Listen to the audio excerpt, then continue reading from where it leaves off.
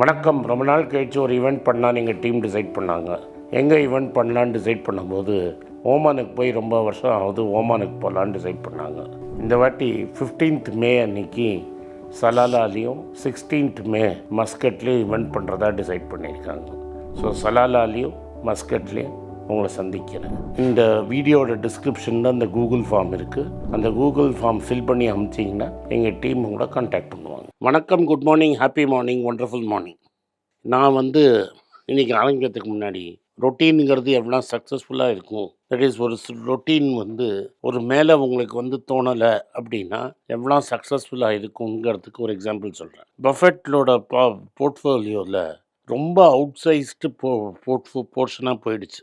Nearly at one time 40% of his portfolio வரைக்கும் போனது apple ஆகிடுச்சு. மேக்னிஃபிசன்ட் 7ல் ஆப்பிள் மட்டும் அவர்கிட்ட இருந்தது. பட் இட் பிகேம் அன்வைட்லி சைஸாச்சு. சம்டைம் இந்த எண்ட் ஆஃப் லாஸ்ட் இயர் அதில் அவரோட ஹோல்டிங்கில் 60% அவர் கொடுத்துட்டார். மீதி 40% தான் வச்சுருக்காரு. Even no it is the biggest in his holding. அப்போனா அது எவ்வளோ பெருசாகிடுச்சுன்னு பாருங்கள். இவ்வளோ பெருசானோடனே ரொம்ப அவுட் சைஸ் ஆகிடுச்சு. புதுசாக இன்வெஸ்ட் பண்ணி ஈக்குவலைஸ் பண்ணுறதுக்கு ஒன்றும் வாய்ப்பு இல்லைன்னொன்னே எதுக்குப்பா வம்புன்னு நிறைய ஸ்டாக்கு கொடுத்தாரு. அதில் இதில் 60% கொடுத்தாரு. அவர் ரொட்டீனாக அவர் ஃபாலோ பண்ணார். 60% கொடுத்து கேஷில் வச்சு அமெரிக்கன் ட்ரெஷரியில் போட்டு 4%க்கு இன்ட்ரெஸ்ட் வாங்கிட்டு இருந்தார். பல பேர் பல விஷயங்கள் பேசினாங்க. நீ முட்டாள், நீ உனக்கு தெரில, உனக்கு 93 வயசு ஆகிடுச்சு, உனக்கு அறிவு இல்லை. இது 2000லேயும் நான் பார்த்துருக்கேன், 2003லேயும் பார்த்துருக்கேன், 2025லேயும் பார்க்குறேன். அவர் என்ன பண்ணார், விற்றுட்டு சும்மா இருந்தார். $300 பில்லியன் வட்டி விட்டு காசு வாங்கிட்டு இருந்தார், $15 பில்லியன். ஆனால் இன்றைக்கி பார்த்தீங்கன்னா மார்க்கெட்டில் அது கொலாப்ஸ் ஆகி, ஏன்னா ட்ரம்ப்பு நான் கொலைப்பேன்னு நம்மகிட்ட எல்லார்ட்டையும் சொல்லிட்டு இருந்தோம். மார்க்கெட்டு ட்ரம்ப்பு கொலைக்க மாட்டான்னு நினச்சார். பஃபெட்டுக்கு தெரியும் அவன் நிச்சயமாக கொலைப்பான்னு. கொலைச்சோடத்துக்கு முன்னாடியே கொடுத்துட்டாரு. இன்றைக்கி அவர் சிரிச்சிட்ருக்காரு, மார்க்கெட் எழுதிட்டுருக்கு. இதை நான் எதுக்கு சொல்கிறேன்னா, ஒன்ஸ் ஒரு ரொட்டீன் செட் பண்ணிட்டீங்கன்னா அந்த ரொட்டீன் ஃபாலோ பண்ணுறது எவ்வளோ இம்பார்ட்டண்ட்டுன்னு உங்களுக்கு புரியணும். அவர் ரொட்டீன் ஃபாலோ பண்ணார். அவருக்கு ஆக்சுவலி 4 டைம்ஸ் மேலே காசு பண்ணிட்டார். அந்த ஸ்டாக்கில் போட்ட பணத்தை 10 மடங்குக்கு மேலே எடுத்துட்டார். இன்ஃபேக்ட் நீங்கள் டிவிடெண்ட்லாம் கணக்கு போட்டிங்கன்னா லாபத்தை ப்ரொடெக்ட் பண்ணிக்கிட்டார். இன்றைக்கி அவர் பேங்க்குக்கு போயிட்டுருக்கார், சிரிச்சிட்ருக்கிறாரு, நம்மளாம் எழுதிட்டுருக்குறோம். இன்ஃபேக்ட் 2 பேர் தான் பில்லியனர்ஸில் 2025ல் அவங்க நெட்ஒர்த் பாசிட்டிவாக இருக்குது. ஒன்று வாரன் பஃபெட்டு, 2வது பில்கேட்ஸ். பில்கேட்ஸ் வாரன் பஃபெட்டால் இன்ஃப்ளூயன்ஸ் ஆகி பல வருஷத்துக்கு ஒரு மேனேஜரை வச்சுக்கிட்டு அதே மெத்தடாலஜியை ஃபாலோ பண்ணுறாரு. 2 பேரும் பாசிட்டிவில் இருக்காங்க, மற்ற எல்லோரும் நெகட்டிவில் இருக்காங்க. இது நான் மற்றவங்களை குத்தம் சொல்லணுங்கிறதுக்காக சொல்லலை. ஒரு ரொட்டீன் எவ்வளோ பவர்ஃபுல்லாக இருக்கும்னு உங்களுக்கு காட்டுறேன். அண்ட் என் பஃபெட் கேஸு இது ஒரு வாட்டி இல்லை, 2 வாட்டி இல்லை, 3வது வாட்டியோ 4வது வாட்டியோ இது நடக்குது.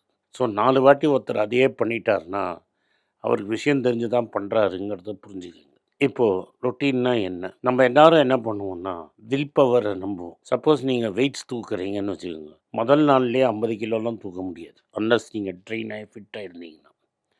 மெதுவாக டெய்லி அந்த பார்பெல்லை லிஃப்ட் பண்ணி பண்ணி பண்ணி கொஞ்சம் கொஞ்சமாக வெயிட்ஸை ஆட் பண்ணிவிட்டு மெதுவாக போனீங்கன்னா ஒரு 3-4 வருஷத்தில் நீங்கள் 10 கிலோவில் ஆரம்பிச்சிருந்தா கூட 50 கிலோவுக்கு போய் ரீச் ஆகிடுவீங்க. ஒரு ஆக்ட்ரஸ் கூட அதை ரீசெண்டாக ஸ்டேஜில் பண்ணி காமிச்சாங்க. அவங்களெலாம் வெயிட்ஸ் தூக்குவாங்களான்னு நிறைய பேருக்கு சந்தேகமாக இருக்கும்.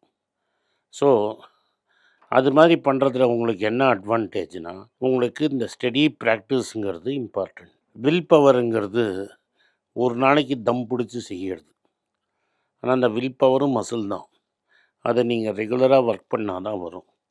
ஸோ தினம் வெயிட்ஸ் நீங்கள் போய் ஜிம்மில் தூக்கினா தான் உங்களால் ஸ்டேஜில் ஏறி 50 கிலோ தூக்க முடியும். 2 சைட்லேயும் 50 கிலோமோ 2 சைடில் 30 கிலோவும் தூக்க முடியும். இல்லாட்டா தூக்க முடியாது. ஸோ இதை முதல்ல நம்ம புரிஞ்சுக்கணும். இந்த ரொட்டீனை நீங்கள் செட் பண்ணுறதே ரொம்ப இம்பார்ட்டண்ட்டு.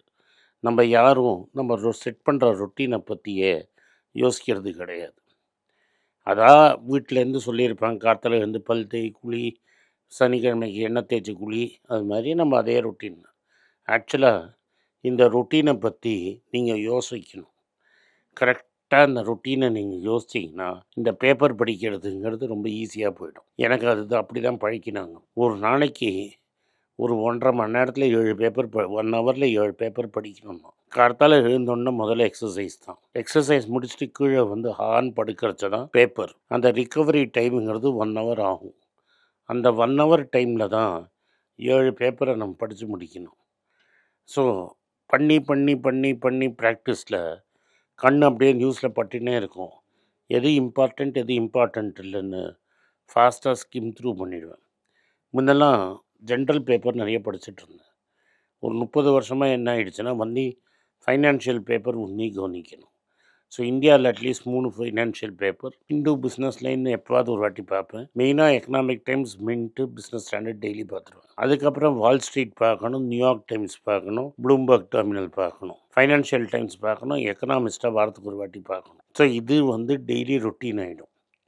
அப்பப்போ டைம் இருக்கிறச்ச நோட் பேடை திறந்து ஐபேடை திறந்து அதாவது திறக்கிறதுன்னு வித்தின் 2 மினிட்ஸ் படித்து முடிச்சிடுவீங்க. இது வந்து என்னோடய சக்ஸஸுக்கு ரொம்ப இம்பார்ட்டண்ட். இன்வெஸ்டிங் ஐடியாவுக்கு ரொம்ப இம்பார்ட்டண்ட். அங்கேருந்து தான் எனக்கு நிறைய இன்வெஸ்ட்மெண்ட் ஐடியாஸ் வரும். ஸோ அதை நீங்கள் ஆனால் உங்களுக்கு முதல் 4 நாள் படிச்சுவிட்டு எனக்கு ஐடியா வரலேன்னு பண்ண முடியாது. 30 வருஷமாக படித்ததுனால எது எங்கே இருக்குதுன்னு தெரிஞ்சு எனக்கு 45 நிமிஷம் போகும். ஆனால் நீங்கள் ஆரம்பிக்கிறீங்கன்னா புதுசாக அந்த பேப்பர் படிக்கிறதே ஒரு நாளைக்கு 1 ஹவர் ஃபுல் டே ரொட்டீனாக இருக்கும். அந்த ஃபுல் டே ரொட்டீனை நான் half an hour 45 minute ரொட்டீனாக குறைச்சிருக்கிறேன். That is because of constant practice over decades. அது மாதிரி தான் நீங்கள் பண்ணணும். தட் ரொட்டீன் இட் செல்ஃப், அந்த ரொட்டீனே வந்து சக்ஸஸ்க்காக செட் பண்ணுது. அது எனக்கு தொழில் இன்வெஸ்ட்மெண்ட்டு, அதுக்கு வேணுங்கிறது இன்ஃபர்மேஷன். அந்த இன்ஃபர்மேஷனுக்கு நான் படிக்கணும். படிக்கிறதுக்கு எனக்கு டைம் கொடுத்து இன் மை ஸ்கெட்யூல் இவ்வளோ நேரம் தான் என்னால் கொடுக்க முடியும். அதை நான் ரொட்டீனாக பண்ணுறேன். மோஸ்ட் இம்பார்ட்டண்ட்டு என் ஹெல்த்து, அதுக்கு வேணுங்கிறது எக்ஸசைஸு, அதுதான் முதல். So most important things in my life exercise and paper. கார்த்தால 8:30-9 மணிக்குள்ளே முடிஞ்சிடும். So what is most important to me is finished between 5:30 in the morning and 9 o'clock in the morning. இது வந்து ஒரு டெலிபரேட் வந்து செட். இது ஒர்க் ஆகாதா அதெல்லாம் நீங்கள் ஜட்ஜ்மெண்டல். பட் எனக்கு இது தான் இம்பார்ட்டண்ட்டு. இது ரெண்டும் முன்னாடி போயிடும். 8 to 9:30ங்கிறது என்னோடய பர்சனல் டைம்.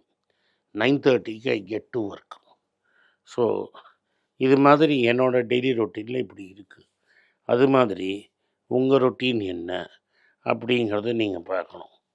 உங்கள் ட்ராவல் டைமு எனக்கு கம்யூனிட்டி டைம் கிடையாது. அதனால் எனக்கு கீழே ஒரு ஃப்ளோர் 2 ஃப்ளோர் லெஃப்டில் இறங்கினா என் ஆஃபீஸ் வந்துடும். ஸோ 2 ஃப்ளோர் இறங்கி ஆஃபீஸுக்கு வந்துடுவேன். ஆனால் நிறைய பேருக்கு அன்ஃபார்ச்சுனேட்லி ஒரு நாளைக்கு பல ஹவர்ஸ் போகணும். பாம்பேயில் இருந்தீங்கன்னா 2 ஹவர் ட்ரெயின்லேயே போயிடும். ஸோ அந்த 2 ஹவரை படிக்கிறதுக்கு யூஸ் பண்ணுறீங்களா அப்படிங்கிறது முக்கியம். நீங்கள் ஜப்பான் இல்லாட்டா டோக்கியோ போயிருக்கீங்கன்னா, இல்லாட்டா லண்டன் போயிருக்கீங்கன்னா, சப்வேலேயே பல பேர் பல வேலையை செய்வாங்க. சப்வேயில் சில பேர் உட்காந்து அவன் வந்து காதில் போட்டு கேட்டுன்னு இருப்பான். இந்தியாவில் முக்கால்வாசி பேர் சினிமா கேட்பாங்க, பாட்டு கேட்பாங்க. என்னோடது டெய்லி 1 ஹவர் நீங்கள் கம்யூட் பண்ணுறீங்கன்னா முக்கால்வாசி பசங்க பைக் ப்ரிஃபர் பண்ணுறாங்க. இந்த பைக்கை நீங்கள் யூஸ் பண்ணாமல் மெட்ரோலையோ இல்லை ஓலாலேயோ ஊபர்லேயோ போனீங்கன்னா, இல்லை ரேப்பிடோலையோ இன்னொருத்தன் ஓட்டிட்டு நீ பின்னாடி உட்காந்தேன்னா இஎம்ஐ செலவும் கிடையாது, பெட்ரோல் செலவும் கிடையாது. அவன் ஓட்டுவான், காதில் நீங்கள் போட்டுக்கிட்டு ஒரு ஆடியோ புக் கேட்டிங்கன்னா ஒரு வாரத்துக்கு 2 எக்ஸ்ட்ரா ஆடியோ புக்கு படிச்சிடலாம். ஸோ நம்மளுக்கு அது எக்ஸ்ட்ரா. இதை நீங்கள் பண்ணணும்னு நான் சொல்கிறதுக்காக சொல்லலை, டைம் இல்லைங்க சொல்கிறதுக்கு நான் இதை சொல்கிறேன். அதனால் ஃபஸ்ட்டு ஒரு ரொட்டீனை செட் பண்ணுங்கள், அந்த ரொட்டீனை ஒர்க் பண்ணுங்கள். டெஃபினட்டாக ஒரு டிகேட்ஸில் சக்ஸஸை கொடுங்க. பஃபெட்டையும் கேட்ஸையும் பார்த்து கற்றுக்குங்க. நன்றி, வணக்கம். இந்த வீடியோ உங்களுக்கு பிடிச்சிருந்தா வீடியோவை லைக் பண்ணுங்கள், எங்கள் சேனலை சப்ஸ்கிரைப் பண்ணுங்கள், பெல் நோட்டிஃபிகேஷன் தட்டுங்க. இந்த வீடியோ முடிஞ்சால் உங்கள் சொந்தக்காரங்களுக்கும் ஃப்ரெண்ட்ஸுக்கும் அனுப்புங்க, அவங்கள பார்க்க சொல்லுங்கள். நன்றி, வணக்கம். உங்கள் பேராதரவுக்கு மிக்க நன்றி. நான் டோட்டலாக 5 புஸ்தகங்கள் எழுதியிருக்கிறேன். 3 வந்து ஆங்கிலத்தில் எழுதியிருக்கிறேன். அதில் 2 வந்து தமிழாக மொழிபெயர்த்துருக்காங்க. ஸோ டோட்டலாக 5 புஸ்தகம் ஆச்சு. இந்த 5 புஸ்தகத்துக்கு ஹார்ட் காப்பி வேணும்னா நீங்கள் கீழே இருக்கிற வாட்ஸ்அப் நம்பருக்கு மெசேஜ் அனுப்பிச்சிங்கன்னா எங்கள் டீம் உங்களை கான்டாக்ட் பண்ணுவாங்க. இந்த 5 புஸ்தகங்களில் 3 புஸ்தகம் வந்து கிண்டலில் இருக்குது. அமேசானில் கிண்டலில் வாங்கணும்னு ஃபீல் பண்ணுறவங்க நேராக கிண்டலில் வாங்கிக்கலாம். தமிழ்லேயே யாராவது ஃபைனான்ஸ் நியூஸ் படிக்கணும்னு ஃபீல் பண்ணிங்கன்னா தயவுசெஞ்சு moneypage.com விசிட் பண்ணுங்கள்.